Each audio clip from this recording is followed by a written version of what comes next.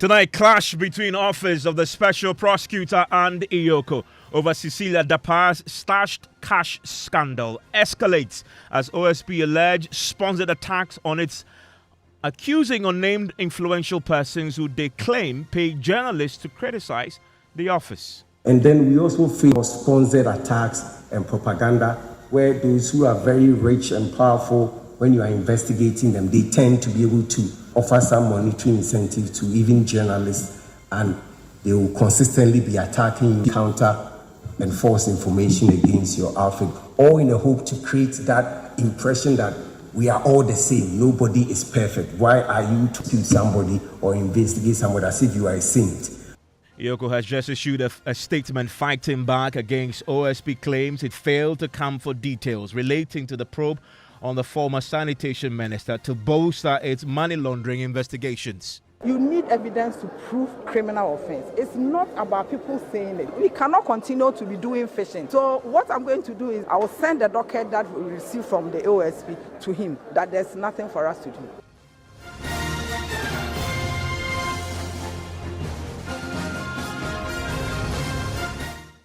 This is Top Story with Evans Mensah.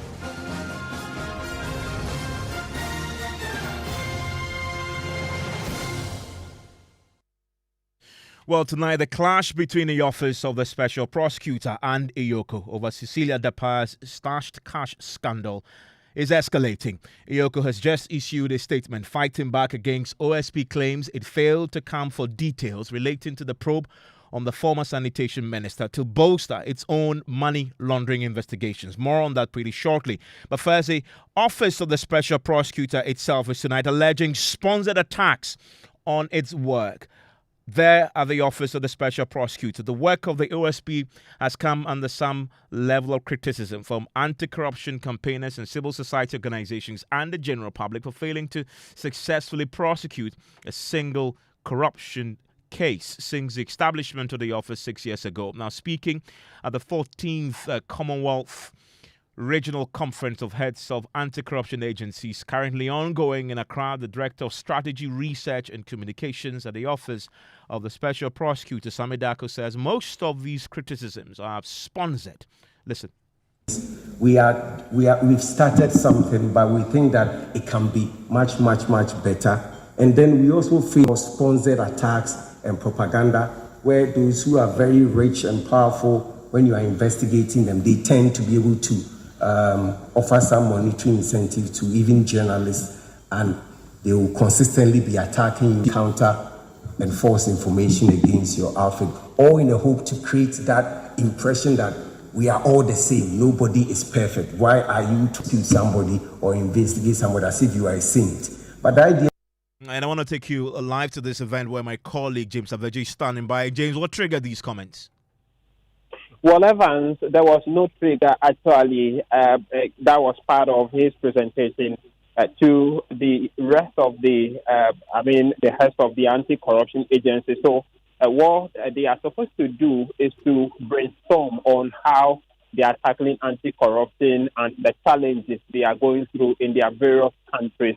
And so it is part of that presentation that he brought out this as one of the challenges they are facing, undue criticism from the public, as well as also mentioning that he believes some journalists are also actually bribed by some influential persons or paid by some influential persons in society to come harder at the OSP to smear their work and paint the picture as though the OSP has not been on top of its work. And so that was just part of his presentation to the audience, Evans. And they also are asking for more laws to do what exactly? Yes, Evan. So he mentioned the fact that if you look at the OSP, the setup of the OSP, there is an act he described as a Exemption Act, which was not part of the OSP's Act. He thinks that hinders their work some way, somehow. He also talks about the fact that they would want to venture into lifestyle audits and the major call made by anti-corruption campaigners as well as the general public about unexplained wealth of some persons in society. The OSP in the near future would want to venture into conducting investigations into all of those, and so calling for the fact that if there can be laws, this act added to their work, they will be grateful to venture into all of those as well. And what about this Cecilia Dapaah matter? In short, while we're going to get into a statement that EOCO has just issued, this has been a raging conflict now between EOCO and the OSP, especially in the back of the OSP sending that referral to the EOCO to take up that money laundering aspect of the case. Has the OSP been speaking about this? It also came up in his presentation as one of the major cases they have picked up as the OSP, one of the very influential political cases they've been dealing with. He talked about it. In fact, he made the official figure of the amount of money that has been stolen in the premises of the former sanitation minister, putting figures to it as $1 million, as well as 300,000 euros as the specific amount of money that got missing. But how much they have retrieved, he did not mention that. And he also wasn't emphatic whether they have concluded the case or not. We heard yesterday the EOCO talking about the fact that they will be giving back the docket on the case to the OSP because they have not been able to go a bit further into the investigations. And so what we were looking forward to is to know whether the OSP is still on the case or they'll be concluding that he has not been able to emphatically pronounce that. But to talk about the fact that it's one of the most political cases that has brought some level of challenge they've been going through as part of their work, Evans. And James, EOCO was also represented there. And I'm learning that the executive that represented EOCO has been talking about a turf war between agencies that is crippling the ability to successfully fight crime, corruption, money laundering, etc. Exactly, Evan. So the EOCO points out, in fact, the Deputy Executive Director of EOCO, Abdullah Bashiru Dapaah, points out the fact that they have been able to collaborate with a lot of international agencies as part of their work and investigations. The challenge is that they've not been able to do that internally or locally. Collaboration with other investigative bodies and prosecutorial bodies as one of the major challenges. He points out the fact that the fear mostly is that if you start a case and you collaborate with other agencies, the fear is whether if that investigation concludes, who takes the glory is usually the fear they have, reason why they have not been able to collaborate, and how to lay down ground rules into the investigation, who should play which part, who should play the other part, and those are the major challenges for which reason they have not been able to succeed in local collaborations than they have done with the FBI, the Interpol, and all of that at the international stage. And so that's one key challenge. He also indicated calling for a change of mindset within the heads of this institution as well as the citizens in order to succeed in this whole fight against corruption. So in many instances, there are some obstacles. And those obstacles are largely genuine. They may be due to personality clashes or what some people call turf war. That is where maybe there is a particular issue that the two or more agencies have to collaborate. Agency will think that if I cede my turf to another agency to collaborate or to take part, it is going to make me unpopular or is going to institution unpopular.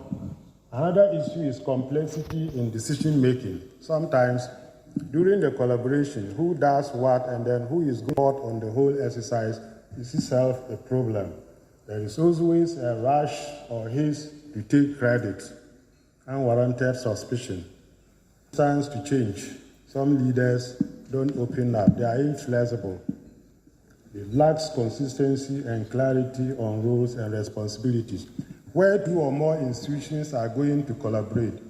It is best that you sit down and define the areas of collaboration, get your objectives clear before you get to the collaboration. Else, midway through your collaboration, you are likely to encounter many of these issues. And that there is the EOCO Deputy Director talking about a turf war. Now we're seeing this turf war explode between EOCO itself and the OSP. In the last few minutes, the EOCO has issued a strongly worded statement going pretty hard at the OSP following some pronouncements made by its Director of Research, Strategy and Communications on the subject of Cecilia Dapaah. Remember that the OSP had referred the case around Cecilia Dapaah after they came to the conclusion that they didn't find any evidence of corruption. They handed over the case to EOCO to probe the possible money laundering aspects of that. Now, it turns out, according to the OSP, that EOCO failed to come for the findings of the investigations as it relates to transboundary investigations. Tonight, EOCO says that is not true. Well, before we get into the statement, yesterday we heard from the head of EOCO herself, Madam Tewa, who was emphatic that there was no basis for EOCO to be looking into the money laundering subject because OSP itself failed to provide EOCO with enough basis to proceed. When the docket was referred to us, you mean Madam Cecilia Dapaah's case, the docket was referred to us because in the opinion of the special prosecutor, it borders on money laundering. We requested for the basis of the SP coming out with that conclusion that enabled him to say that we should continue. We requested for that, we didn't get, maybe as at now we haven't received any response. And we sat down to review the whole docket. At the end of the day, we realized that we couldn't find our way clearer. Most of the time, when you finish your docket, you can send it to Attorney General's office for advice. But this is not something that we send for advice because we couldn't even find our way. We didn't see our way clearer. So we wanted the Attorney General to look at what we've done and direct as to the way forward. Remember, before the docket was referred to us, the source of the money had already been referred to the Criminal Investigation Department. The Attorney General had directed the CID to look at the source of the money. So having reviewed the document that we received from ASP, we didn't see any offense, predicate offense, from which we'll proceed our investigation on. So we requested direction from the Office of the Attorney General. You need evidence to prove criminal offense. It's not about people saying it.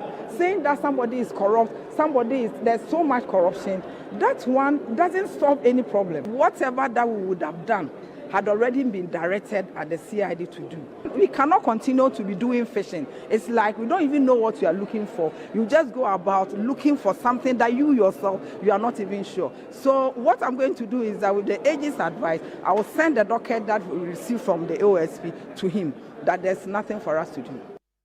I mean, to put it simply, the EOCO is accusing the special prosecutor of sending them on a fishing expedition.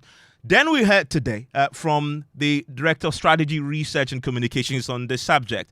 He says, well, what we've just heard there is actually not true. The claim is that the EOCO itself failed to request the findings of the transboundary investigations. It is not because the OSP failed to furnish them with the detail. They failed to request for it.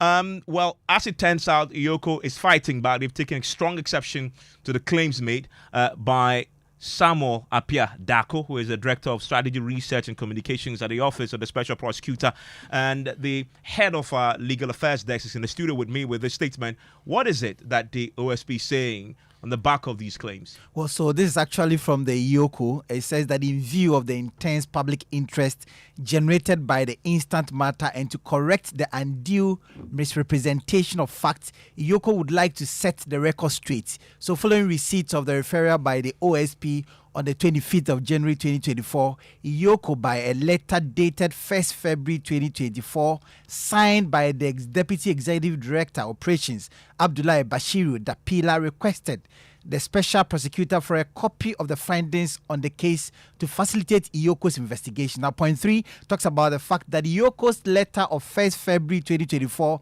was received at the front desk of the Office of the Special Prosecutor by a field desk officer, too, Solomon Tete, who duly signed for the letter at 9:52 a.m.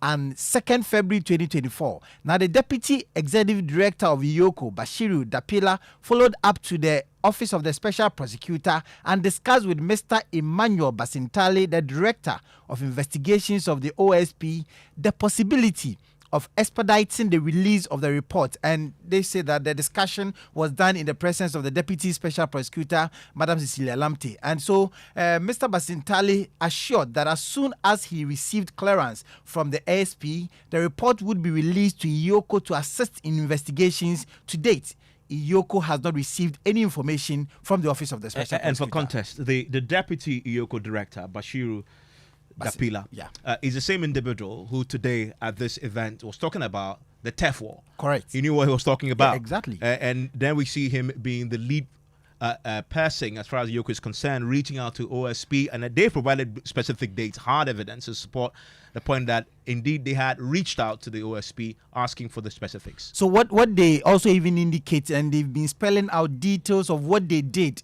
and that led to the docket landing at the Attorney General's office. So they said that EOCO further noted that the Office of the Special Prosecutor had in its letter referring the docket to EOCO, and that was in October 2023, and the investigation became transboundary with the involvement of Federal Bureau of Investigations of the United States in respect of parts of the cash sums that were alleged to have been transported into the jurisdiction from the US of A. After 7 months of extensive investigation and 4 months of collaborative investigation, it seems to the Office of the Special Prosecutor that the case is largely in the province of suspected money laundering and extraction. So, Evans, this was why the Office of the Special Prosecutor referred the matter to EOCO. Now, this is what EOCO has to say. So the facts stated above made it necessary for EOCO to seek the advice of the Attorney General on the matter, as in view of the clear indication by the OSP that the office had found no direct and immediate evidence of corruption in the seized funds and frozen bank accounts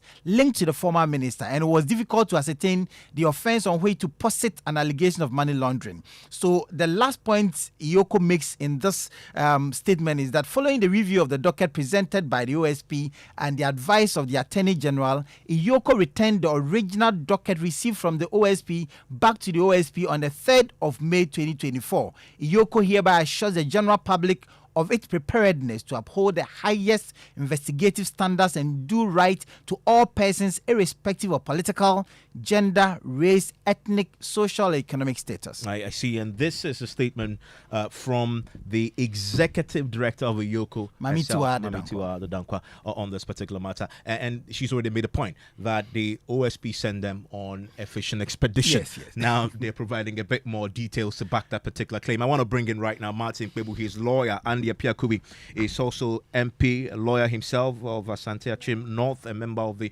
Constitutional Legal Affairs Committee in Parliament. Gentlemen, thank you for your time here on Top Story. Martin, let me start with you. Your reaction to this. Two agencies who must be fighting crime, corruption, money laundering, etc., embroiled now in a tussle over a former minister who was in the thick of things and in the pickle over money that was found in the house. I'm scandalized by the dust that EOCO is raising. This is just purely a dust, causing confusion so that we'll lose sight of how they goofed. Seriously goofed, Evans. You see, let's take this first. So they are clutching at straw just to divert attention. Evans, look at the date. The docket was returned was given to EOCO on the 25th of January. That was the same date that Mr. Jabin went to court and withdrew the application. That is the application to confirm the seizure order, and then the freezing order. Then the judge said, return the money to Madam Dapaah within 72 hours. I told you, even before this letter came, I knew that no, Mr. Jabin would not sit on this docket in a manner as to stultify EOCO's work. I said it when I granted an interview early when this back and forth started. So you see that the docket went to EOCO on the same 25th. Evans, the $1 million question is, how did the EOCO sit down for Madame Dapaah to get this money and to for EOCO not to take the money from her at the time OSP was giving the money back to her? That is a substantive issue. This letter they've written is neither here nor there. Now let's go in one by one. And it's not as if we haven't said it. We kept ranting on air that, hey, excuse me, Mamiti Wadudankwa, be sure your men are on site to take the money from Madame Dapaah at the time it is being handed over. I remember I granted several interviews. Others chipped in. Lots of people mentioned it. You sat down, the money is being returned to Madame Dapaah, and then you come and raise this that. This letter goes nowhere. It's neither here nor there because, listen, a docket was given to you. If the OSP's own summaries and those things were not added, Evans, my understanding is that there were at least 20 statements. So 20 individuals have given their own accounts about the bad things Madame Dapaah has done. That is evidence. Gather your men, share the 20 statements. EOCO has lots of, investigators and lawyers. Share them. Then quick. If they really meant to do business, they could have. So when you read, what did you read? What's your summary? Yes, officer number 2, lawyer number 3. Then you hurry up if they really wanted to deal with this case. So that by now, the money would have been with EOCO, and then we take time to come to this report.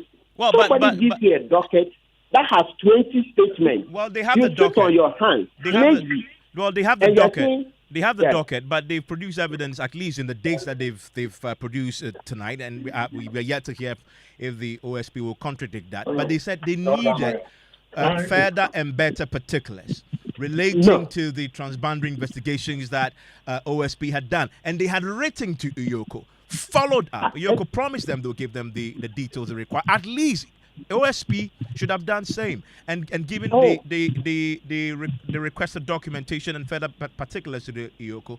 Then we can then say that they had everything they needed and they still sat on their hands. No, not at all, Evans. You are falling for the bait.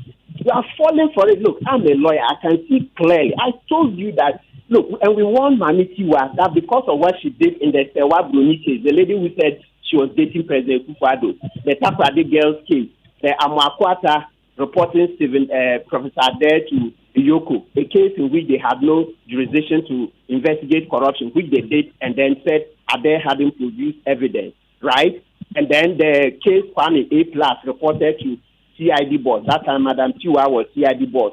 Madam Tiwa took the phone. The case against Asensu Boache and Abu Jinako.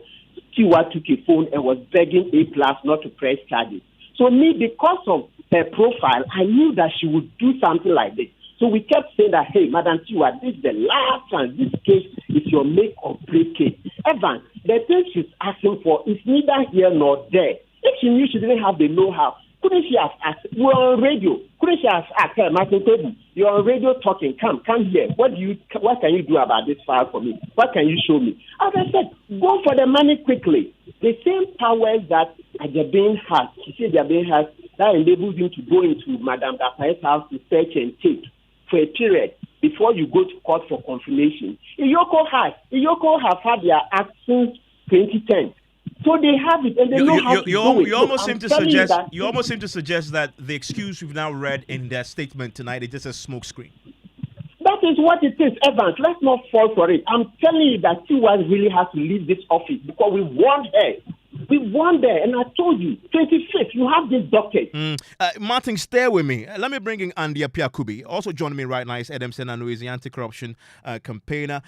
Andy, thank you for your time on Top Story. Do you agree, having read the statement from EOCO, that it is just a smoke screen, a red herring, just so we would focus elsewhere, whilst the real substance is they had every power, all they needed to seize that money and follow that money, follow the trail. As we always say in investigations, just follow the money and find what indeed the OSP was suggesting there, that there could be potential money laundering. Well, thank you very much, and very good evening to your cherished listeners. You see, it's very sad for two anti-corruption agencies do what they're doing in public. It's very sad. And for me, reading between the lines, I see there's an attempt to cover some part of the evidence. Indeed, these are these are institutions of professionals. I expect them to do better than they are doing. Indeed, for once, I seem to side with Martin on the suspicions that he's trying to raise. You see, we have integrity crisis here because two state institutions supposed to be doing investigation in the public space, coming themselves into the public arena and openly disagree with each other, not finding the truth in the matter of investigation, where you have raised and where you have collaborated, and not bringing us any dividend out of this investigation. It's really sad. So be it as it is. And indeed, in reference to other statements that I've heard in the past, I never thought for a minute that there was going to be any seriousness in this investigation, and definitely this is what we are seeing. We have crossed borders to also collaborate with FBI, and FBI telling us that there was no trace of any money laundering. Well, so be it, but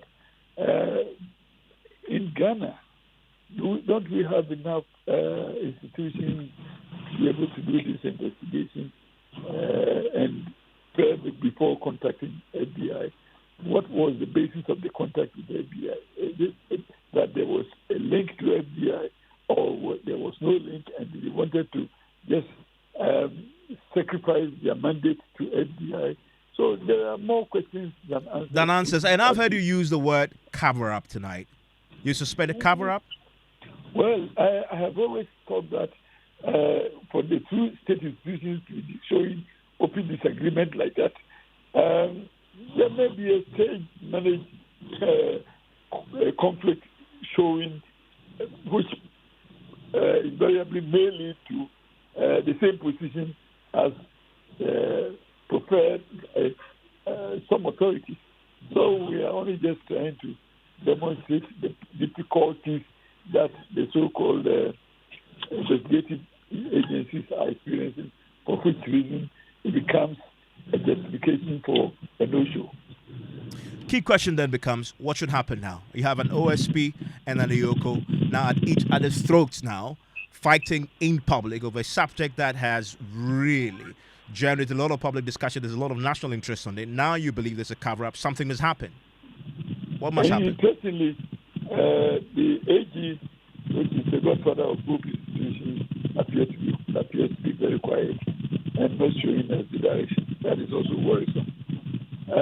I would think that these three institutions, AG, EOCO, and Office of the Special Prosecutor, they should find themselves in a common place to discuss it. If they are not interested in the prosecution, they should also give that indication so that we don't waste precious time waiting for investigations that will never be conducted. Adam Senanu, you've just heard there the Member of Parliament for Asante Kim North, who also happens to be a member of the Constitutional Legal Affairs Committee, used the word cover-up. And of course, as you know, he is a stalwart of the MPP. For him to use those words, I'm pretty sure he's saying that with a lot of meaning there. How much are you reading into that? And from what you just heard tonight from the OSP's letter, does it agree with your own thoughts on the subject? Well, yes. I mean, I've been part of the process. Indeed, I've been part of the Commonwealth Heads of Institutions, Anti-Corruption Institutions conference, just left there. So I was there when Sami spoke. What is intriguing is simple. Listen, the OSP referred a case and says, we need you to investigate because the information we have so far suggests that this may be the issue of money laundering, particularly because there's a disconnect between the resources available to Madam Cecilia Dapaah and her official income. And that falls fully within the remit of EOCO. Now, EOCO seems to be suggesting that we expect that the docket you gave us primarily with witness statements, and I gather there are at least 25 or so of them. We are expecting that you should have clearly outlined in a summary that this is the evidence. But the institutions don't work like that. They expect that you submit a docket with witness statements. That's a standard. It is rare for them to go to providing reports. Usually, the docket with witness statements is what you use to begin your investigation. So for those of us in civil society, the question is this: why haven't you done an investigation, follow the trail, and tell us that the trail ended up nowhere? Then we have confidence that you did your part as an institution with a mandate that has the Anti-Money Laundering Act as part of your responsibility. But without having done any investigation, they say they find no evidence. I mean, you have to find the evidence. You have to use the witness statements as the beginning point, do your own investigation, and then come back and say, we found nothing. At the moment, most of us are aware that there was a glaring disconnect between the hundreds of thousands of dollars that were found, within Madame Dapaah's accounts and wherever, and her legitimate income. Who is giving us an answer to that? That's the question. So we are not quite sure where EOCO is coming from. I'm not quite sure why they even went to the AGs for advice when it's a clear part of their investigative mandate. So they probably need to come back again. We, in our minds, are clear. They were expected to also do an investigation.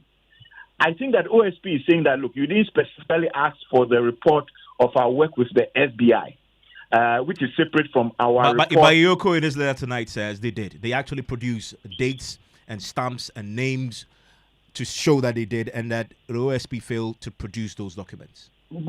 Well, yes, that's true. And we are not disputing that. What we are saying is this. I think the OSP needs to give a response to this. I'm sure they're going to say that, you know what, our belief is that the witness statements provided in the docket were sufficient for you to start an investigation because we are behaving as a whistleblower. We've just given you some insight, and your task is to do the investigation and report to the good people. But then remember that what triggered the OSP's response, the EOCO's response tonight, is the OSP claiming that they had not come for the findings, the documents that they needed to do the work, only for EOCO to come back to produce the evidence. It's a very nuanced statement that OSP said. OSP said they didn't come for the transboundary report. Yes, the findings related to the transboundary investigations. OSP is pointing out to the fact that that work done with the FBI, you did not specifically request that because the OSP is likely to have also had to get clearance from FBI and say, can we hand this over?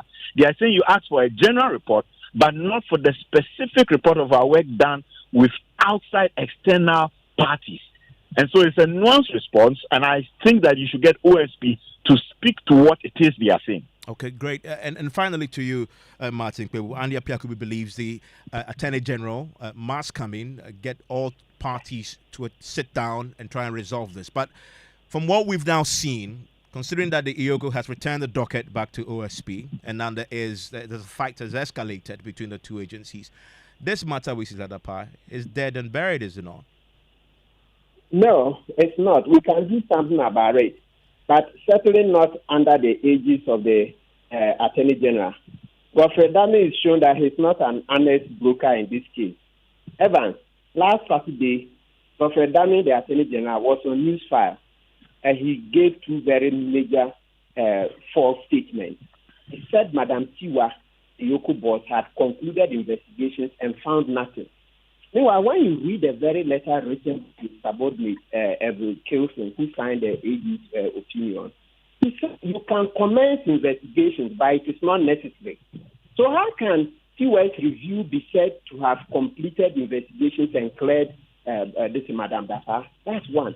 Then two, Godfrey Dame says the information out there has already shown the sources of the money, that the criminal case in court has the sources of the money. You know, Madame Dapaah said it was her deceased brother's money, funeral donations, those type of things.